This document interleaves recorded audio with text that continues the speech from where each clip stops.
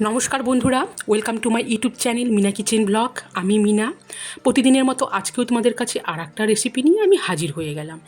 এই রেসিপিটা হচ্ছে আলু দিয়ে ম্যাগির একটা মুখরোচক রেসিপি।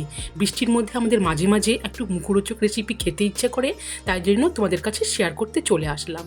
তো দেখো বন্ধুরা, প্রথমে আমি গোটা কয়েক আলু সেদ্ধ করে নিয়েছি। এই দেখো,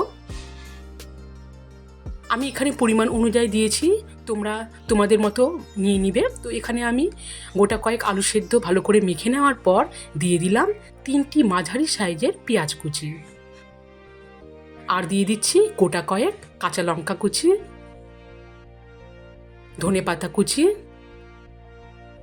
আর এরপরে দেখো বন্ধুরা, একটা ছোট সাইজের আদা আমি এখন গ্রেট করে দিয়ে দিচ্ছি। এখানে আদাও আমি গ্রেট করে দিয়ে দিলাম। এরপরে দিয়ে দিচ্ছি স্বাদ অনুযায়ী লবণ, দিয়ে দিচ্ছি সামান্য চিনি, দিয়ে দিচ্ছি এখানে আমি জিরে গুঁড়ো, আর দিয়ে দিচ্ছি 1 প্যাকেট ম্যাগির মশলা গুঁড়ো। আর বন্ধুরা, এই রেসিপিটা করার সময় আমি তোমাদেরকে বলে দিই, এখানে কিন্তু এই জিরে গুঁড়ো, ভাজা জিরে গুঁড়ো আর ম্যাগির এই মশলার গুঁড়োটা কিন্তু অতি আবশ্যক, কারণ এটার টেস্টটা এখানে সত্যি বলছি বদলে দেয়। তো বন্ধুরা দেখো, এখানে আমি ওভেনে কড়াই বসিয়ে দিয়েছি, আর কড়াইয়ে দিয়ে দিয়েছি সরিষার তেল। সরিষার তেল গরম হওয়ার পরে এখন আমি মেখে রাখা এই আলু সেদ্ধগুলো দিয়ে আমি ভালো করে নাড়িয়ে ভেজে নিব। এই দেখো বন্ধুরা, মিডিয়াম আছে এটাকে কিন্তু অনবরত নাড়িয়ে নিতে হবে। এই দেখো, তোমরা দেখে বুঝতে পারছো,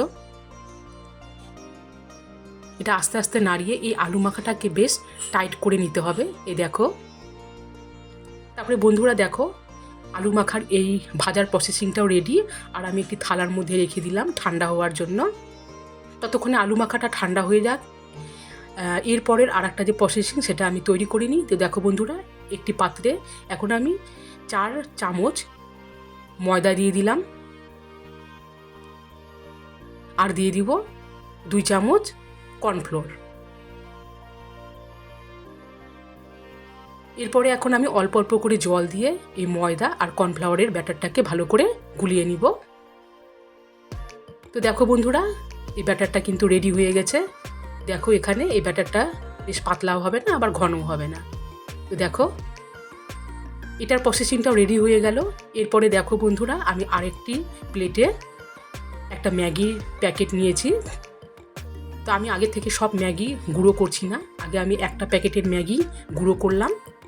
এরপরে দেখো বন্ধুরা, এই মাখা আলু থেকে আমি এখন গোল করে নেব। এই দেখো, তোমরা চাইলে চৌকোনাও করতে পারো, যেরকম সাইজেরই করতে পারো। তো আমি এখানে গোল করে প্রত্যেকটা করে নিব। এই দেখো,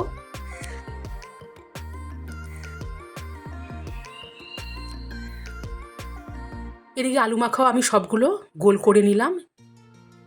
এখন আমি দেখো বন্ধুরা, এই ময়দার আর কর্নফ্লাওয়ারের ব্যাটারে আমি এই আলুগুলো ভালো করে মেখে এবারে গুঁড়ো করা ম্যাগির মধ্যে ভালো করে নিয়ে আমি হাত দিয়ে চেপে চেপে নিচ্ছি। এই দেখো, তাহলে বন্ধুরা দেখো, আমি 4টা 5টা এখানে করে নিলাম। আর এদিকে ওভেনে আমি কড়াইয়ে সাদা তেল দিয়েছি। তেল গরম হয়ে যাওয়ার পরে এবারে আমি এই মুখরোচক স্ন্যাক্সগুলো ভেজে তুলে নেব।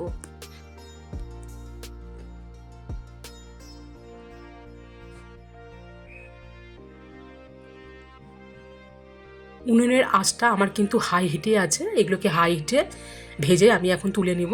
এই দেখো, আর এই মুখরোচক স্ন্যাক্সগুলো কিন্তু বেশি ব্রাউন করে ভাজলে কিন্তু এর স্বাদটা পাল্টে যায়। তো দেখো বন্ধুরা, আমি এখন এই অবস্থায় এই স্ন্যাক্সগুলো তুলে নিচ্ছি।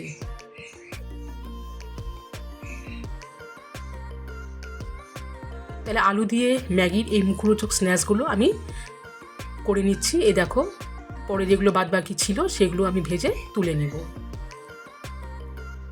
এরপরে দেখো বন্ধুরা, আমি সার্ভ করে তোমাদের কাছে নিয়ে আসলাম। এই দেখো, তো এটা তোমরা ধনিয়া পাতা চাটনি সস দিয়ে ভালো করে পরিবেশন করতে পারবে।